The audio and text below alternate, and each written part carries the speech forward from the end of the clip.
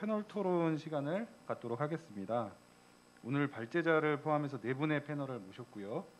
각 패널분들께서는 7분 이내로 요지를 말씀해 주시면 감사하겠습니다. 먼저 메디사피언스의 장상구 대표님께 패널 요지를 부탁드리겠습니다. 예, 저 강상구입니다. 메디사피언스. 지금 그 사전 질의에 나온 거에 맞춰서 얘기를 해야 되나요? 아니면 아니요, 그 패널 발제하시는 주제부터 해주시고요. 예. 사전 질의는 제가 이후에 말씀드리겠습니다.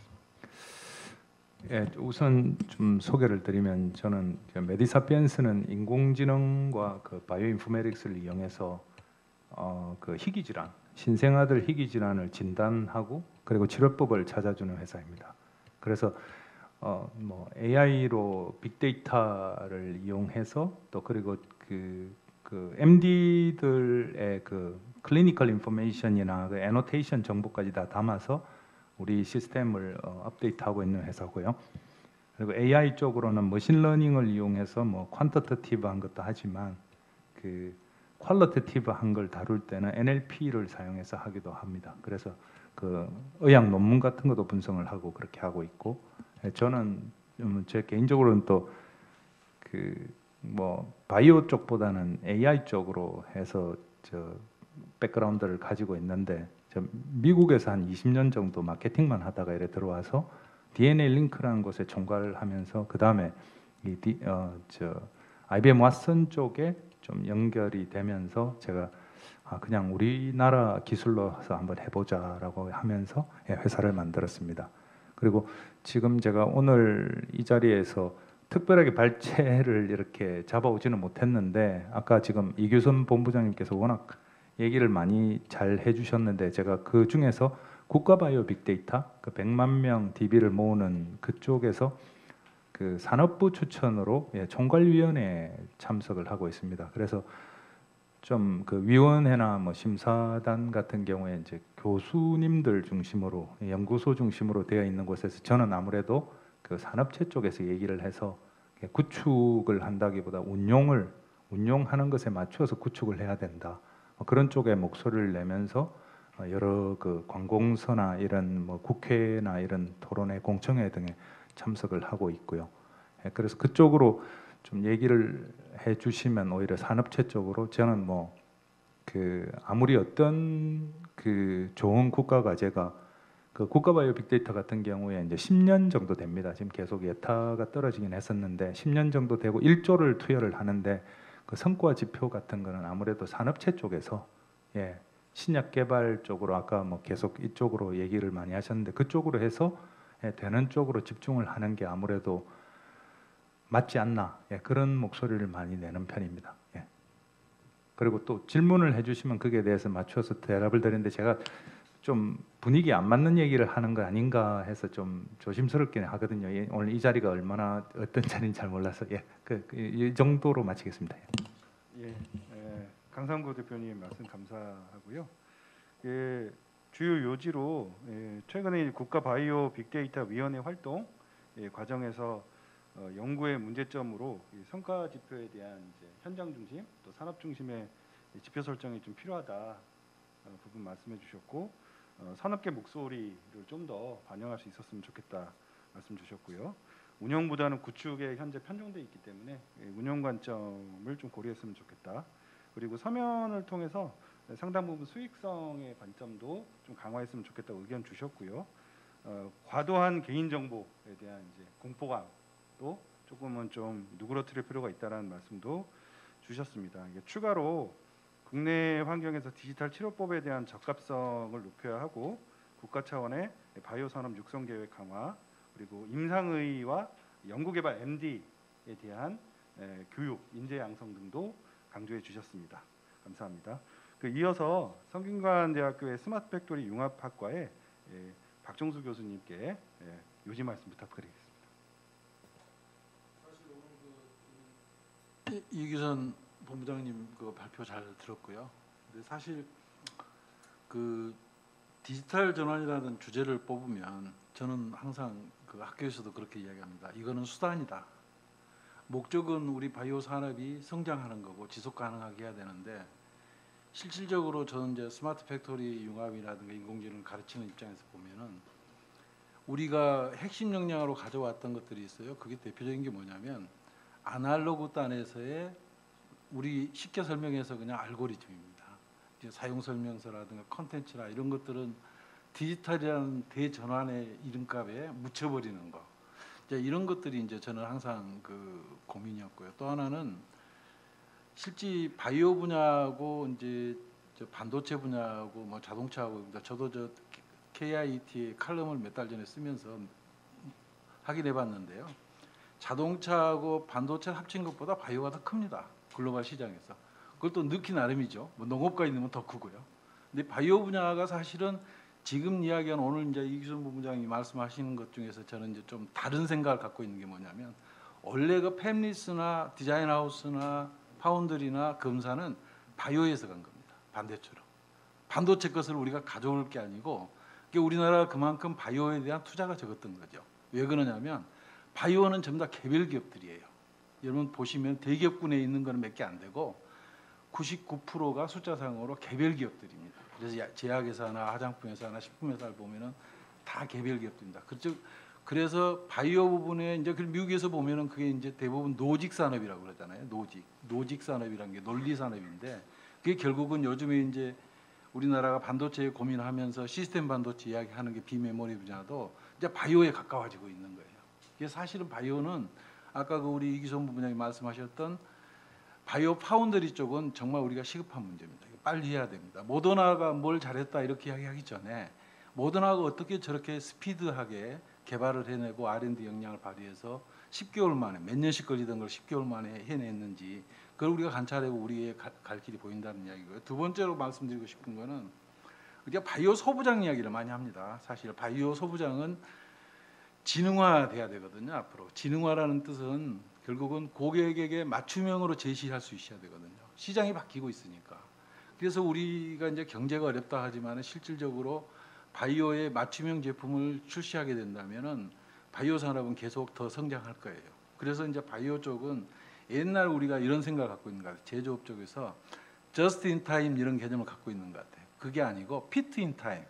적기 맞춤으로 이제 제조업을 끌고 가야 될 텐데 그러기 위해서는 AI라든가 빅데이터라든가 플랫폼 그다음에 그에 대한 상반된 ICT 기술 쓰는데 우리 한국의 이 국가 정책을 보면은 디지털 전환은 목적 함수가 아니고 수단 함수예요. 이게 그 수단을 기업들이 잘 쓰게 해서 결국 아까도 뭐 성과 이야기가 나오지만은 기업이 성장할 수 있도록 이렇게 해야 되지 않겠습니까? 그거하고 마지막으로 제가 말씀드리고 싶은 거는 특히 바이오 쪽에 바이오 제조 이야기를 많이 합니다. 근데 스마트 팩토리를 제가 많이 해보면서 느끼는 건 뭐냐면 바이오 회사에 가서 스마트 팩토리는 안 맞아요. 그러니까 자동차나 이런 업체들이 갖고 있는 MES 시스템이나 ERP 시스템은 바이오 산업은 잘 안 맞습니다. 왜 안 맞냐면은 이거는 우리가 화학이 옛날에 연금술을 써해 갖고 어떤 제품을 만들어내고 파운드리한 뜻도 찍어내는 거거든. 주조에서는 이야기거든요. 이게 바이오 산업이라는 거는 그자 그대로 그냥 레시피 포뮬레이션 해갖고 장통 생산하기 때문에 온도나 이 체킹할 것들이 한두 가지가 아닙니다. 다르거든요. 그래서 바이오 산업에 해당하는 것들을 이렇게 보면은 사실 글로벌 레벨의 어떤 분석법, 생산 방법, 글로벌에 통용되는 거. 그래서 우리 키 스텝스가 앞서 가지고 제가 생각하기에는 국가의 우리나라가 글로벌 표준화 작업을 좀 빨리 해줘야 바이오 산업이 성공할 걸 봅니다. 바이오 산업이 표준화 사업이라는 게 뭐냐면 결국은 여러분 잘 아시는 GMP와 스마트 팩토리의 융합, 뭐 이런 게 바이오 산업이 필요한데 GMP 따로 하고 스마트 팩토리 따로 하고 이러니까 결국은 이제 바이오 산업이 이쪽에 스마트 팩토리에 대한 좋은 사례가 없는 거예요. 그리고 이미 저는 뭐 녹십자하고 아모레퍼시픽의 경험을 갖고 있습니다만은 이미 녹십자나 아모레퍼시픽은 지금 이야기하는 스마트 팩토리 이상을 가고 있습니다. 특히 아모레퍼시픽 같은 경우는 제가 90년대 초반에 지금 이야기하는 스마트 팩토리 했다고 생각하시면 돼요. 그러니까 생산, 판매, 물류, 공급망부터 밸류체인까지 다 묶어놓고 있는 회사이기 때문에 그래서 선진 기업하고 이 중소벤처 레벨하고의 차이가 많이 나고 있는 게 바이오 분야다. 그렇게 저는 말씀드리고 싶습니다. 이상입니다. 예, 박형수 교수님 말씀 감사합니다. 그 주요 요지로 그 인공지능 기반 신약 개발 그리고 스마트 팩토리, 바이오 연속 공정에 대해서 분석법 개발이 굉장히 중요하다는 말씀 해주셨고요. 바이오는 개별 기업군 특성을 갖고 있고 그 바이오에 적합한 그 산업과 기술에 맞는 형태의 투자 전략이나 추진 전략이 필요하다 강조해 주셨습니다. 그리고 뉴노멀 공급망 관리의 기준 관점에서 글로벌 수준의 연구 개발이 필요하다는 것과 바이오 알고리즘과 공정 표준화 그리고 디지털 연구 개발과 관련된 공정에 대해서도 주요 투자를 하고요. 서면으로는 이제 스마트 셀과 합성 생물학도 강조해 주셨고 바이오 파운드리 스마트 팩토리 플랫폼과 관련돼서 지적 재산과 기술 관점의 바이오 산업 혁신 정책을 지속적으로 강화할 필요가 있다고 제안해 주셨습니다. 그럼 다음으로 그 한국화학연구원의 송인협 센터장님의 요지 말씀 부탁드리겠습니다. 예, 앞서 이규선 본부장님의 발표 잘 들었고요. 두 패널 분들의 설명해 주신 것도 듣고 보니까 바이오 공정의 디지털 전환을 통해서 많은 그 R&D 혁신과 제조 혁신에 대한 연구가 필요할 것 같다는 생각이 들었습니다. 저는 이제 화학 산업에 대한 공정 연구를 수행을 하다 보니까 오늘 발표를 하시는 걸 듣고 든 생각이 제조 혁신에 어떻게 이 디지털 전환 기술을 좀 더 많이 적용을 해서 생산 혁신을 이룰 수 있을 것인가 하는 생각이 들었고요. 뭐 팬데믹 이슈 때문에 그 바이든 행정부에서 그 의약품의 대량 생산, 연속식 생산에 대한 이니셔티브를 지금 미국 제약회사들한테 부여하고 있다고 알려져 있고 또 한편으로는 중국이나 인도와의 의약품 생산 경쟁에서 경쟁력을 더 강화하기 위해서 그 생산 공정 자동화나 연속 생산을 미국이나 EU에서 드라이브를 걸고 있다고 생각을 합니다. 그런데 저희 그 의약품 제조 공정의 특성상 이 연속식 생산이 과연 모든 제품에 다 적용이 가능한 것인가에 대한 좀 그런 의문점이 있고요. 다들 잘 아시다시피 연속식 생산은 투자비가 배치 생산에 비해서 굉장히 많이 듭니다. 그러니까 연산 최소한 수만 톤 이상의 제품을 생산하는 공정에 대해서 투자를 했을 때 그 투자비를 다 뽑고 남는 그런 경제성을 확보할 수 있고요. 그래서 국내에서 생산되고 있는 그 소량 다품종의 의약품들을 모두 다 그 연속식 생산을 하고 디지털 전환 기술을 적용해서 생산 최적화를 이룰 수는 없을 거라는 좀 우려를 갖고 있습니다. 그 미국의 펜스테이트 유니버시티에서 분석한 결과에 따르면 아세토아미노펜과 같이 연산 3만 톤 이상 생산되는 제품 같은 경우에는 배치식 생산보다 연속식 생산을 할 경우에 뭐 수년가 기준으로 3배 이상의 경제성을 확보할 수 있다라고 알려져 있는데 연산 수천 톤밖에 생산이 안 되는 소비가 안 되는 제품들 같은 경우에 연속식 생산을 할 경우에는 그 투자비를 확보할 수가 그러니까 다시 뽑아낼 수가 없는 그런 문제가 있을 것 같고요. 그래서 저희가 디지털 전환으로 제조 혁신을 하는 데 있어서 두 가지 전략을 적용하는 게 개발하는 게 필요하다고 생각이 됩니다. 그 대량 생산이 필요한 아세토아미노펜이나 바이오시밀러 같은 경우에는 연속식 생산 공정을 채택을 하고 개발을 하고 그것에 대한 디지털 전환, 모니터링 강화, 생산 자동화 같은 연구를 수행하는 것이 맞을 것 같고요. 그 소량 다품종 생산 제품들 같은 경우에는 그 노동 집약도를 좀 낮추기 위해서 어떻게 하면 공정의 그 자동화를 꾀할 수 있을지 아까 그 스마트 팩토리는 녹십자나 다른 국내 주요 그 제약회사에서 벌써 적용이 되고 있다고 하지만 중견 기업에도 이 그 소량 납품총 생산에 배치식 생산에 스마트 팩토리 디지털화하는 그런 연구 개발도 필요하다고 생각이 됩니다. 네. 그리고 디지털 전환을 그 석유화학 회사들이나 철강 회사들에서 많이 그 개발을 하려고 노력을 하고 있습니다. 근데 그때 회사에서 가장 크게 경영진에서 요구하는 것이 디지털 전환 기술을 개발해서 적용했을 때 경제성이 어떻게 발생을 하느냐, 혹은 새로운 비즈니스 모델을 개발을 할 수 있냐에 대한 그런 챌린징이 강하게 들어오고요. 그럼 이 바이오 신약 연구 개발이나 생산 공정의 디지털화를 수행을 했을 때 어떤 그런 효과가 발생할 수 있을지에 대해서 저희가 미리 예측을 해보고 그에 맞는 연구 개발 계획을 수립을 하는 것이 필요하다고 생각이 됩니다. 앞서 이규선 본부장님께서 그 제약 바이오 연구는 R&D 자체도 산업이다라고 말씀하셨는데 바이오 R&D에서 데이터를 확보해서 그 데이터를 가지고 어떤 새로운 그 통찰을 얻기 위해서는 데이터들에 대한 신뢰성이 높아져야 된다고 생각을 합니다. 그래서 사람이 실험을 하고 그 결과를 얻을 때 반복성과 재현성이 부족해지는 점을 보완을 하기 위해서 R&D 실험 단계에서도 뭐 로봇을 활용한 AI 기반의 뭐 실험 자동화 같은 연구도 필요하다고 생각이 되고요.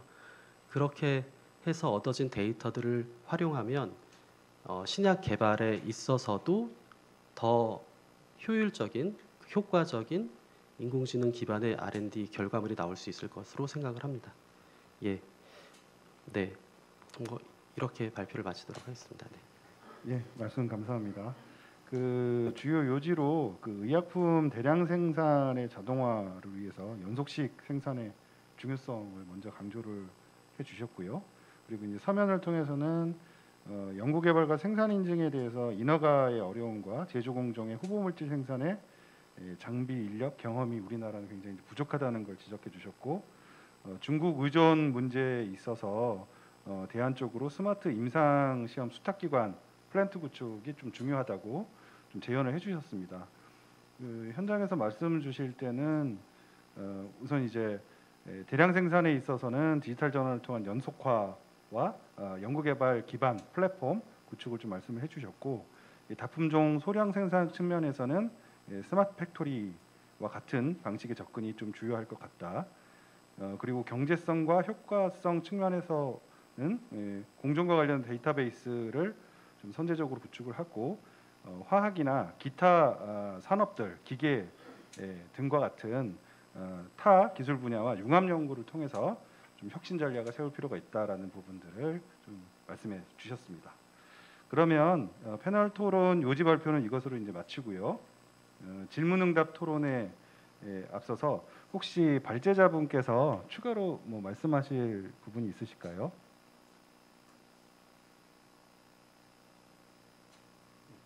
없으시면 바로 플로우에서 패널 지정 질문을 좀 받도록 하겠습니다. 플로우에서 질문이 있으시면 질문 부탁드리겠습니다.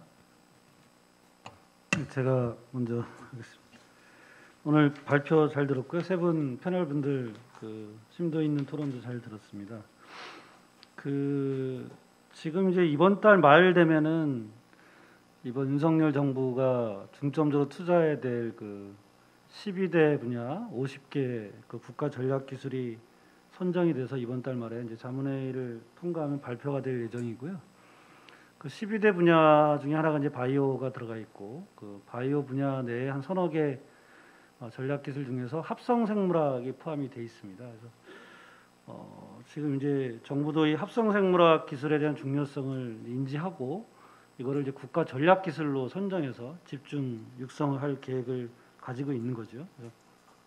그리고 저희 키스텝 차원에서도 또 우연치 않게 저희가 매년 미래 기술을 하나 선정해서 그 기술에 대한 어떤 향후의 긍정적인 또 부정적인 이런 효과가 어떤 게 있을지를 미리 좀 평가를 해보고 대안을 찾는 기술 영향 평가를 하고 있는데 올해 그 기술 영향 평가 대상 기술이 또 합성 생물학 기술입니다. 그래서 우연치 않게 그렇게 돼 있는데 그래서 이 합성 생물학에 대해서 이제 뭐 저희 기관뿐만 아니라 우리 과학기술정보통신부도 상당히 관심을 많이 가지고 있는데 제가 좀 약간 그 이규선 본부장한테 여쭤보고 싶은 거는 과연 우리나라가 이 합성 생물학 기술에 대해서 우리가 어느 정도 지금 그 경쟁력을 가지고 있고 특히 우리나라 뭐 스타트업이나 이런 혁신 기업들 중에서 좀 뭔가 이렇게 좀 싹이 보이는 기업들이 어느 정도 있는지 그런 것도 좀 궁금하고 또 이게 향후 어떻게 발전할 건지 그리고 어떤 정부에서 합성 생물학 관련돼서 가장 지금 시급하게 뭐 좀 지원해줘야 될 어떤 정책적인 지원 방안이 어떤 것들이 있는지 이런 거에 대해서 좀 나중에 좀 말씀을 해주시면 키스텝 차원에서 많이 도움이 될 것 같습니다. 네. 예, 그 굉장히 뭐 저희도 이제 현황 파악에 있어서 이제 여러 가지를 이제 환경 분석을 하고 있는데요. 일단은 그 아마도 이제 조만간 이제 그 발표가 되긴 할 것 같습니다. 근데 CJ라든가 이제 뭐 대상, 이제 롯데케미칼 이런 그 대기업들에서도 굉장히 그 바이오 파운드리라든가 합성 생물학 분야에서는 중요성을 인지를 해서 이미 가동이 되고 운영이 되고 있고요.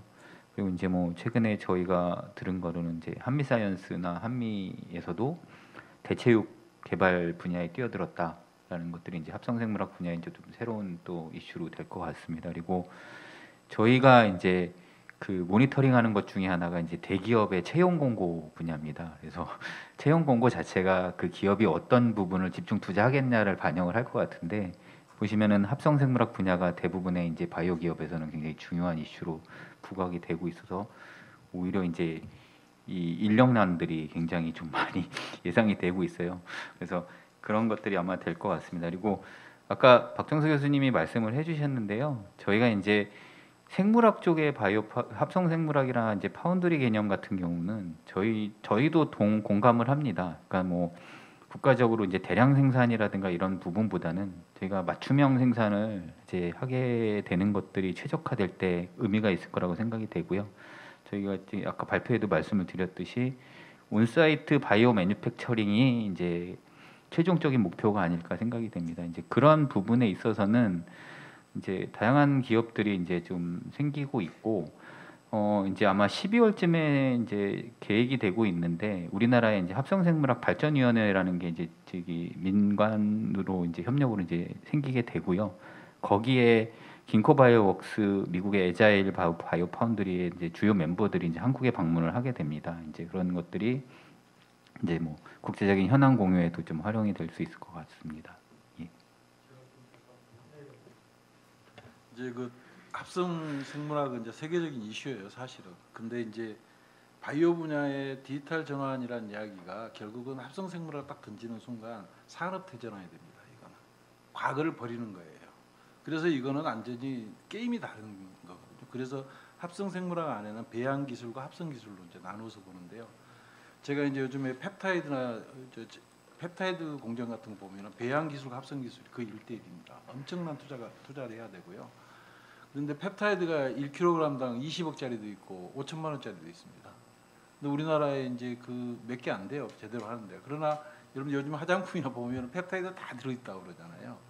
그래서 여기서 제가 말씀드리고 싶은 건 뭐냐면 합성 생물학 분야의 바이오 산업을 산업 대전환으로 담아주려면 제일 먼저 해야 될 게 지식재산권을 확보하는 겁니다.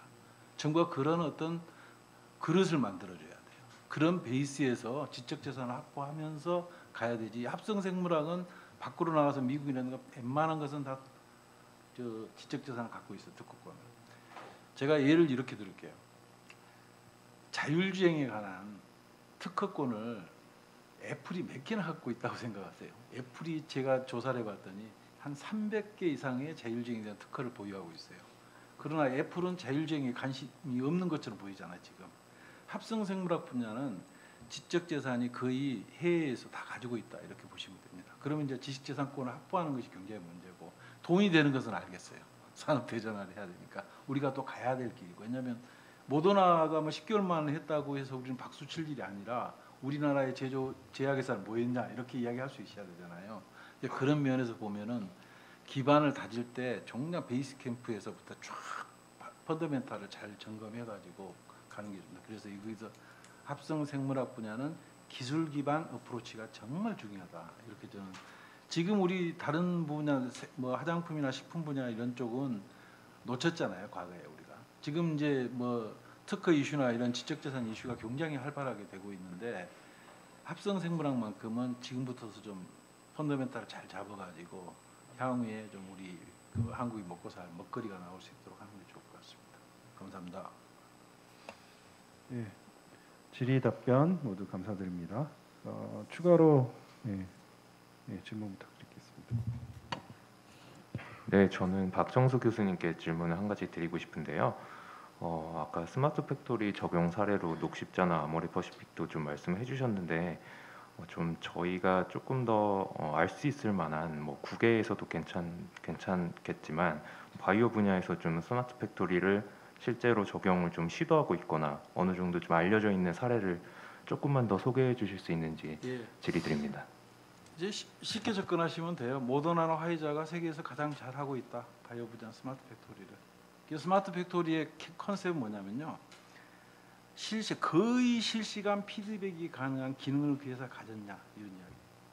거의 실시간, 리얼타임 베이스드 피드백 펑션을 갖고 있느냐.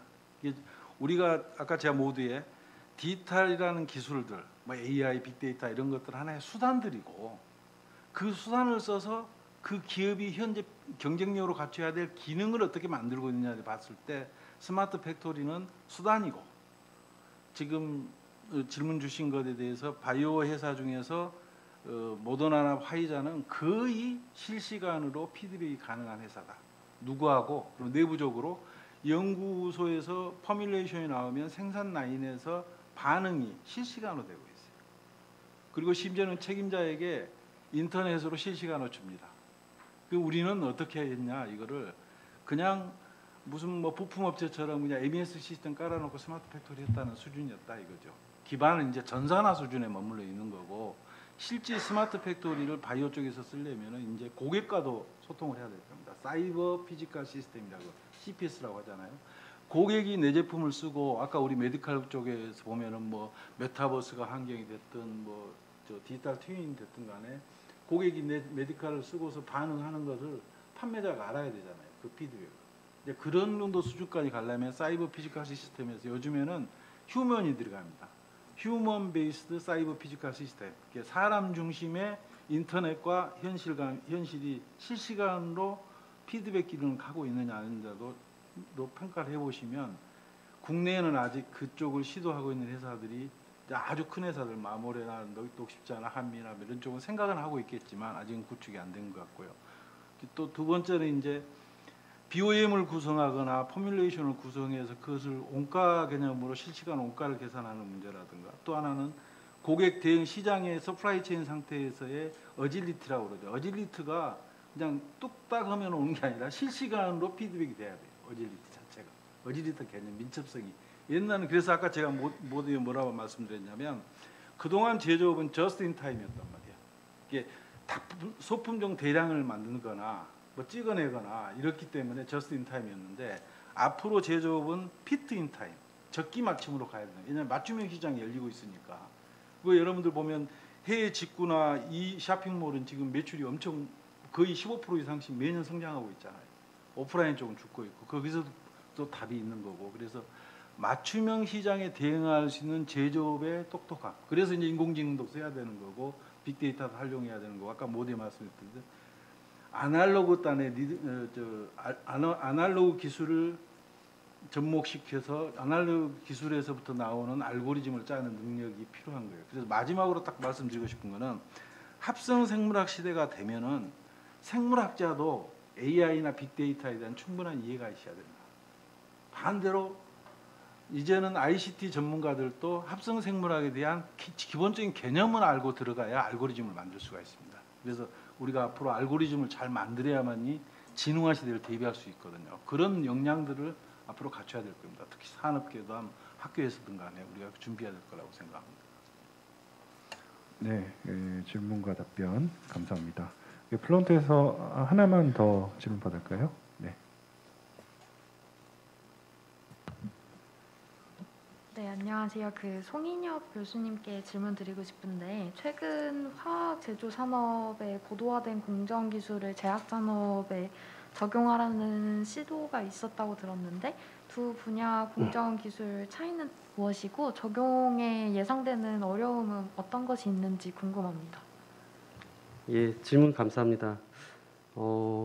원천적으로는 거의 큰 차이가 없다고 생각을 합니다. 왜냐하면 의약품도 결국에는 이제 반응을 해서 합성을 하고 그다음에 분리 정제를 통해서 고순도로 제품을 만들어내는 기술이기 때문에요.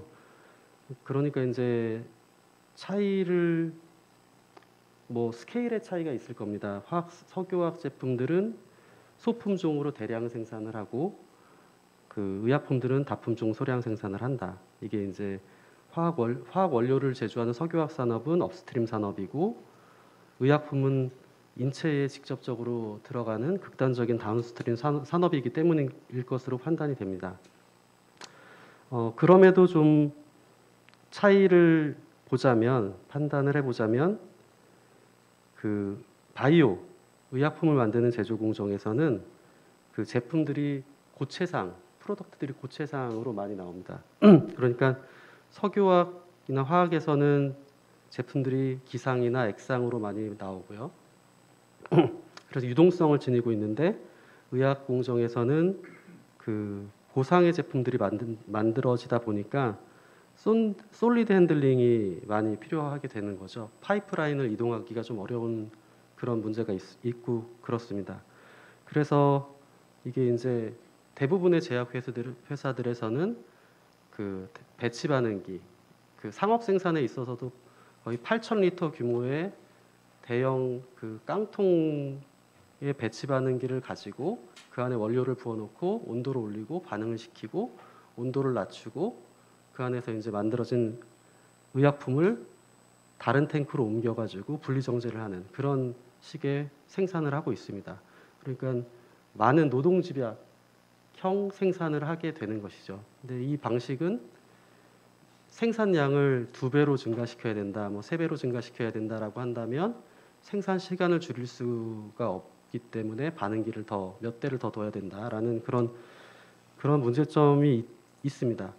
그렇지만 또 한편으로 생각해 봤을 때 A라는 제품을 생산하는 반응기를 다른 B라는 제품을 생산하는 데도 활용을 할 수 있고 분리에 쓰이는 분리 장치들을 세척을 한 다음에 다른 제품을 생산하는 데도 쓸 수 있기 때문에 플렉서빌리티는 높다고 볼 수가 있죠.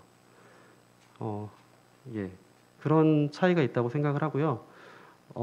질문자께서 말씀하셨듯이 최근에 그 화학산업, 그 바이오에도 광개시 반응이나 전기화학 반응 같은 그 신기술들을 그 의약품 제조에 활용을 하려고 하고 있는데 이런 광개시 반응이나 전기화학 반응 같은 경우에는 8,000리터 규모의 반응기에다가 광개시를 시키기는 쉽지가 않습니다. 그리고 전기화학적으로 반응을 하기도 어렵고요. 그래서 이런 광개시 반응이나 전기화학 반응 같은 경우에는 연속식 반응기를 이용해서 생산을 하는 그런 연구가 많이 되고 있고 미국과 중국에서도 벌써 이런 기술들을 연속화하는 연구가 많이 수행이 되고 있습니다. 답변 마치도록 하겠습니다. 질문과 답변 감사드립니다. 시간을 좀 고려해서 현장 질의응답은 이걸로 좀 마치도록 하겠습니다. 그러면은 온라인으로 접수된 사전 질문들이 있습니다. 패널 분들께는 사전 질의서를 드렸고요. 제가 사전 질의에 대해서 좀 소개를 드리고 좀 관련성이 높은 패널 분께 부탁을 드리고요. 추가로 또 답변해 주실 게 있으시면 말씀해 주시면 좋겠습니다. 먼저 의료 분야 질문입니다. 이제 2가지 질문이 있는데요. 먼저 한 가지는 딥러닝 기반의 빛을 이용한 건강검진 분석을 연구하고 있습니다. 이후 시제품을 만들 예정인데 의료기기로 개발하면 검증과 인증 절차가 복잡하여 일단 건강보조기로 개발을 시작하려 합니다. 데이터 기반이 접목된 의료기기의 인증과 관련된 조언을 부탁드립니다. 여기 한 가지가 있고요. 2번째는 디지털 바이오 진료로의 전환도 추진되나요? 진료의 디지털화는 어떤 기술을 요하는지 궁금합니다. 두 가지 질문을 강성구 대표님께 좀 부탁드리겠습니다. 뭐 답변 드리도록 하겠습니다. 그 첫 번째 질문에 대해서 말씀드리면 건강 검진을 위해서 할 수 있는 테스트가 종류가 여러 가지가 있죠. 근데 제가 예전에 다녔었는데 거기 보면은 모든 테스트가 이런 그 검증과 인증 절차가 복잡하지는 않습니다. 뭐 1단계, 2단계, 3단계가 있기 때문에 1단계 저희들 회사 같은 경우에는 1단계 머무르려고 하죠. 2단계, 3단계로 올라갈수록 임상으로 보는 게 그러니까 이게 식약처랑 아주 밀접한 대화를 하면서 이루어지는 걸로 제가 알고 있는데 가능하면 2단계, 1단계에 머무르려고 하죠. 그래서 보면은 지금도 보면은 해외 사례를 보면은 이전에는 3단계로 이제 생명과 그 밀접한 관계가 있다고 해서 그래서 3단계로 유지하던 것들이 계속 2단계, 1단계로 내려가고 있는 상황이거든요.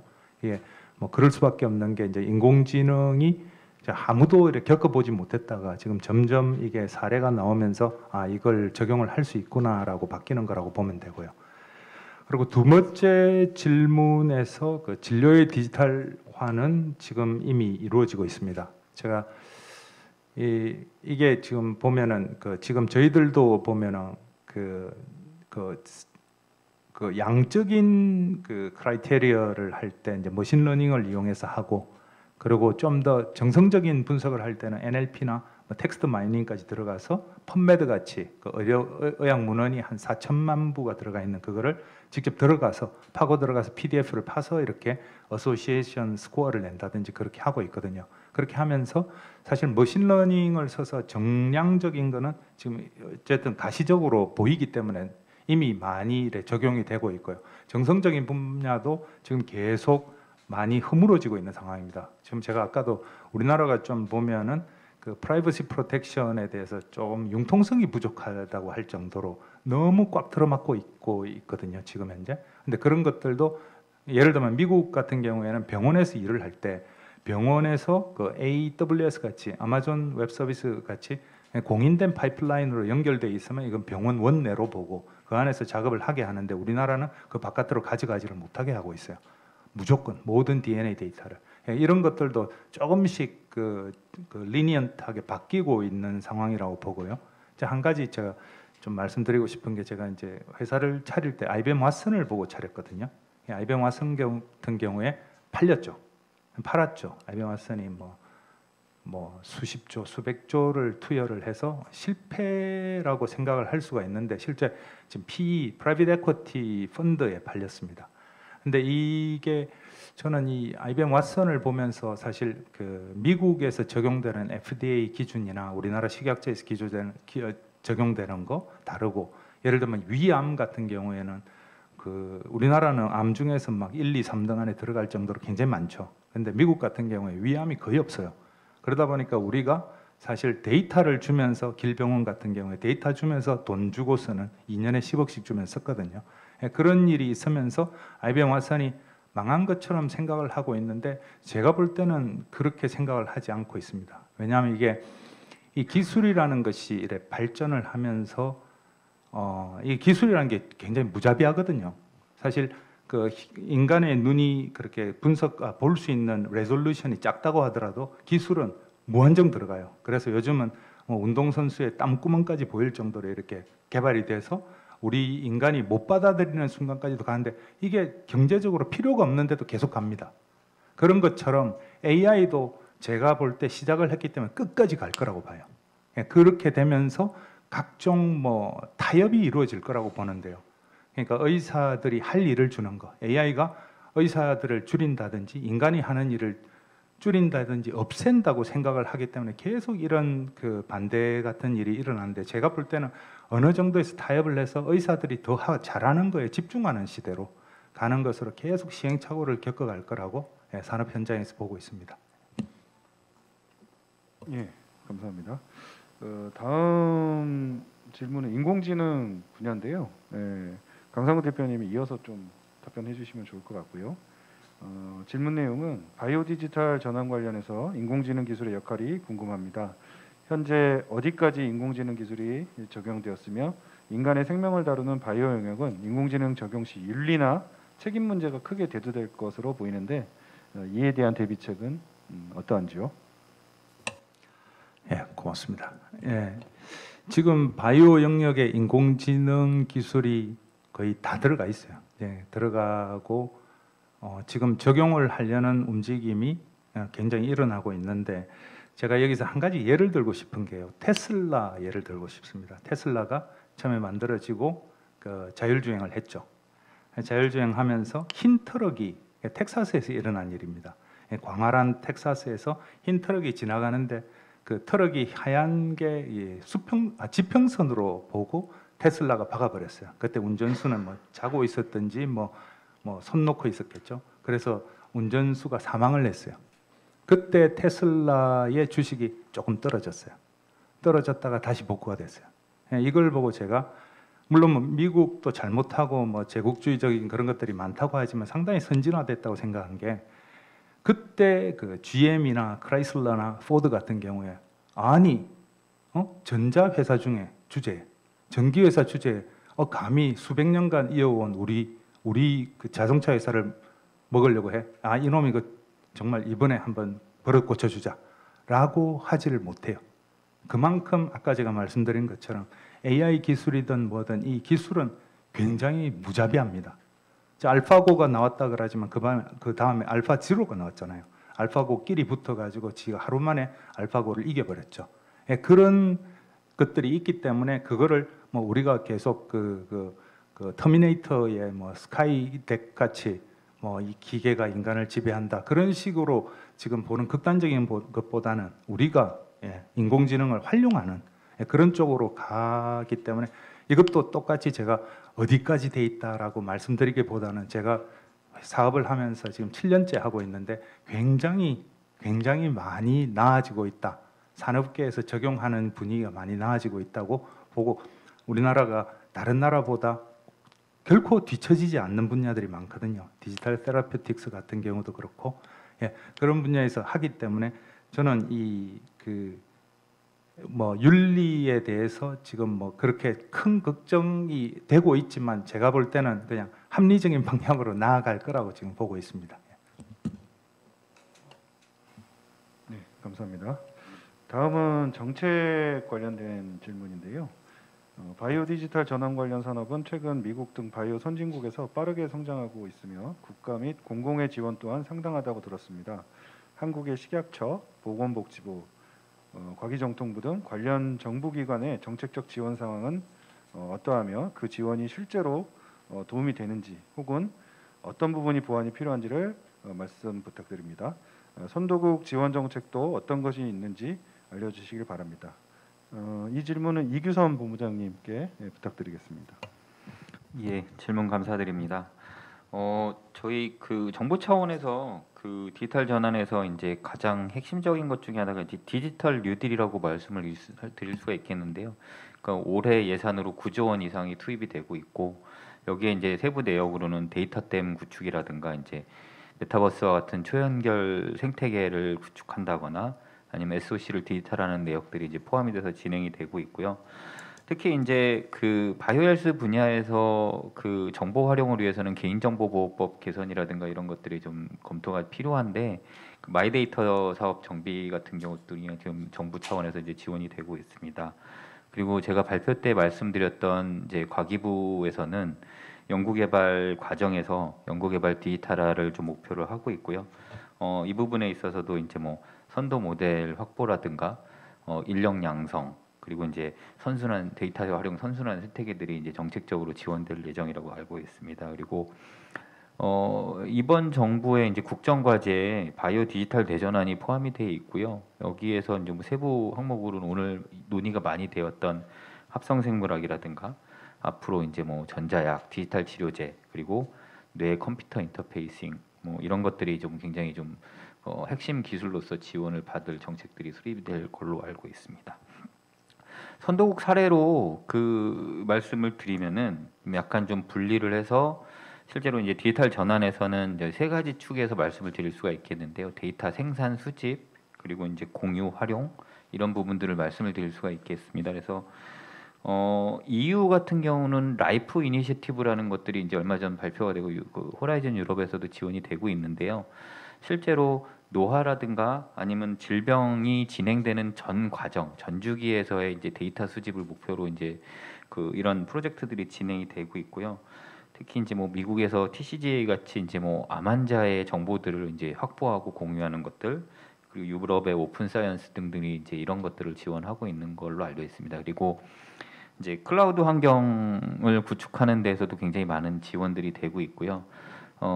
이 부분에 있어서는 앞서 제가 소개시켜드린 신약 개발 분야의 멜로디 프로젝트가 대표적인 예시라고 말씀을 드릴 수가 있겠습니다. 그래서 국내에서도 지금 말씀드린 것처럼 이런 것들을 벤치마킹해서 저희가 이제 이제 플랫폼 구축을 아까 지금 다른 의미로 제가 말씀을 드렸는데 디지털 전환에서 플랫폼 같은 경우는 저희가 대표적으로 알고 있는 뭐 네이버나 다음 같은 이런 공유 플랫폼들이 구축이 필요한데 이런 부분에 있어서도 아마 그 과학기술의 디지털 전환에 정부 주도의 플랫폼 구축 같은 경우는 뭐 정책적으로 지원이 필요한 분야가 아닐까 생각이 되고 있습니다. 네, 답변 감사합니다. 다음은 전략기술 관련된 질문인데요. 코로나 팬데믹 초기에 신속한 코로나 백신 및 치료제 개발을 위한 항체분리 정제 장치를 미국에서 전략물자로 분류하여 수출을 통제하였다고 합니다. 국내의 경우 항체분리 정제를 위한 기술 개발은 거의 이루어지지 않고 있는데 새로운 방식의 고속항체 분리정제 기술을 개발하고 국산화할 의향은 없는지 문의하고 싶고요. 질문하신 분들은 고급의 자기분리 기술을 이용하여 항체 분리 정제가 가능한 나노자성 입자를 고속으로 분리 정제하는 기술을 연구하고 계시답니다. 그래서 그 부분 참조해서 좀 답변 부탁드리고요. 이규선 본부장님께 부탁드리겠습니다. 예, 잠깐 앞서서 백신의 이제 원료 물질 이슈를 설명드릴 때 산업부 주도로 바이오 소부장에 대한 지원 프로그램들이 운영이 되고 있습니다. 여기서도 그 항체 정제 기술에 대한 지원 꼭지가 있고요. 중기부 차원에서도 아마 관련된 지원들이 있는 걸로 알고 있습니다. 근데 이제 아까 박정수 교수님 말씀해 주셨듯이 저희가 이제 바이오 제조에나 이제 바이오의 이제 공정에 있어서 굉장히 중요한 게 표준화 이슈거든요. 그러니까 저희가 이제 실제로 이 활용이 되려고 하면은 GMP 수준으로 이제 기존의 방식에 동등한 수준의 이제 그런 것들이 확보가 돼야 되는 게 우선적으로 돼야 되는 거라고 생각이 되고요. 실질적으로 이제 질문해 주신 분들이 이제 R&D를 통해서 추가적으로 개발을 원하신다고 하면은 뭐 여러 가지 이제 국책 사업들이 있을 가능성이 있을 것 같고요. 저희 기관도 이제 이런 부분에 있어서 저희는 이제 항체 컨텐츠를 개발하는 기관입니다. 그래서 저희가 이제 출연연들이 이제 할 수 있는 그러니까 실용화를 빠르게 할 수 있는 융합연구단 사업이라든가 아니면 이런 것들이 좀 같이 검토가 되면은 아마도 이제 질문하신 분들이 좀 도움을 받을 수 있을까 하는 생각이 듭니다. 예, 답변 감사드리고요. 마지막 사전질인데요. 글로벌 경쟁력 관련된 질입니다. 우리나라 R&D 투자가 세계 최고 수준이라고 하지만 IT 중에서도 반도체 분야에만 집중되어 있습니다. 신약 관련 투자는 매우 미미하고 디지털 전환의 핵심인 소프트웨어 산업 기반도 주요 선진국 대비 매우 열악한 수준으로 알고 있습니다. 그럼에도 불구하고 글로벌 주요 바이오테크 기업들과 경쟁하기 위해 지금 당장 개선해야 하는 핵심 과제는 무엇이 있을까요? 그리고 경쟁에서 유의미한 성과를 거둘 가능성이 있을까요? 이건 박정수 교수님께 부탁드리겠습니다. 아까도 제가 여러 번 말씀드렸지만 결국은 그거 같아요. 지금 지적 재산을 우리가 물질에만 국한하지 말고 생산 공정의 노하우도 지적 재산 확보해야 되고 아까 분리 작업들 DNA, mRNA 등 우리 이거 백신을 만들든 아무튼 신약을 만들든 제조 공정까지도 앞으로 지적 재산에 넣는다는 생각으로 합성 생물학계를 준비해야 될 것 같고요. 특히 이제 우리가 바이오테크 기업들이 이제 작년도에 보면 우리가 바이오 기술 금액이 13조 정도 됩니다. 올해는 지금 아마 한 4, 5조 정도 되지 않을까 보는데 여기에 이제 우리가 한번 분석을 해볼 필요가 있어요. 작년에 우리가 13조 정도 기술을 수출했죠. 근데 이제 그게 뭐 좀 줄어들 수도 있고 늘어날 수도 있겠지만 저는 강조하고 싶은 게 지속 가능성이에요. 그게 그 기술을 수출했으면 그 기술을 얼마나 우리가 지속적으로 업그레이드하면서 더 많은 13조 팔았다면 기술은 그 다음에 한 2%, 20%, 30% 팔아야 되는 거 아니겠습니까? 그런 게 이제 그 글로벌 경쟁력을 갖추는 것일 거고. 아까 두 번째 말씀 반복되는 이야기지만은 스마트 팩토리나 어떤 제조 경쟁력을 위해서 정보통신 기술 이것을 융합하고 이런 거에 꼭 빠져서는 안 될 게 글로벌 수준의 GMP하고 융합시켜주는 일. GMP가 없는 바이오는 공장으로 인정하지 않잖아요. 글로벌 수준에서는. 그래서 우리가 글로벌 수준으로 이제 그 제조업을 준비한다, 바이오 제조를 준비한다는 그런 차원으로 이야기를 드리고 싶고요. 마지막으로는 이제 이런 거 있어요. 우리가 디지털 기술들을 쭉 이야기하시면서 IoT는 많이 들어봤습니다. 사물 인터넷. 근데 지금은 사실은 이제 그게 이제 지나간 이야기가 되고 또 우리가 미국이나 이런 선진국에 막 이렇게 목매여 있는 듯 하거든요. 실제 요즘에 이제 학계나 이쪽에서 보면은 IOB를 많이 이야기합니다. 인터넷 오브 비헤이비어. 이게 인터넷 속에서의 비헤이비어거든요. 그게 결국은 이제 공유 경제, 구독 경제, 무슨 뭐 여러 가지 그 행동으로 나오고 여러분들도 아마 그 인터넷 오브 비헤이비어를 지금 하고 있는지 모르겠어요. 스마트폰 가지고 활동 많이 하시고 그러니까 인터넷 오브 비헤이비어 차원에서 보면은 이제 4차 산업혁명도 어느 정도 이제 점으로 가고 있고 일본은 이미 한 4년 전 된 것 같습니다. 그게 한 5차 산업이라고 해서 일본 경제성에서는 이제 그걸 준비하고 있어요. 그게 이제 대표적인 게 기존의 산업 분류된 것을 명을 바꿉니다. 그애들이 바꾸는 노력을 해요. 우리 자동차 산업, 바이오 산업 이런 개념 자체를 재밌었던 게 제가 그 노트로 한번 드렸었는데 뭐 스마트 셀 산업 뭐 이런 식으로 나누고 있어요. 이게 산업의 분류 자체가 지금 현재 자동차 산업, 바이오 산업, 무슨 뭐 전자 산업 이렇게 나눈 게 과연 현 시대에 맞냐? 특히 인공지능이나 빅데이터를 쓰려면 그러면 산업의 계명도 과학기술부 쪽에서는 한번 들여다봐야 될 것 같아요. 이게 애매한 게 많습니다. 이게 전자 들어가 보면 이게 자동차 산업 같고 자동차 들어가 보면 이게 생물 쪽에 바이오 쪽에 들어가 있는 것 같고 제약도 그렇잖아요. 오직하면 뭐 메디오 코스메틱스, 뭐 메디 코스메틱스, 뭐 이런 화장품과 제약이 또 합쳐지는 그런 융합의 모습이 나타나는데 일본에서 하고 있는 그 스마트 셀 인더스트리 쪽은 저는 관심 있게 보고 있습니다. 그게 이제 세포에 관련된 것들에 대한 정의거든요. 왜 그러냐면 물질이 아무리 나와도 드럭 딜리버리 시스템이라고 해서 우리가 이게 몸에 들어가는 게 한계가 있습니다. 그래서 나노 니들 기술들이 나오고 있고 그래서 우리가 이 화장품을 발라도 피부에 얼마나 잘 스며들까 이런 문제인데 그래서 요즘에는 이제 바르는 화장품에서 먹는 화장품, 붙이는 화장품 이렇게 세 가지로 구분해서 이제 시장이 막 생기고 있잖아요. 그러면 결국은 기존에 갖고 있는 산업 분류가 맞을까? 인류 역사를 보더라도 분류 기준을 바꾸면서 막 발전했잖아요. 진화론도 그렇고. 최근에 이제 합성 생물학 쪽에서 보면 인공 진화 이런 이야기 많이 하잖아요. 인공 진화, 아티피셜 이제 레볼루션 이야기를 많이 하는데 그런 쪽에서도 인공 진화라는 것은 다인의 진화론이 아니라 우리가 아까 배양 기술 이야기했잖아요. 합성 기술, 배양 기술을 통해 가지고 인공 진화를 시켜서 정말 그 글로벌 경쟁력을 만드는 거. 그거 우리 잘할 수 있어요. 정말 잘할 수 있다.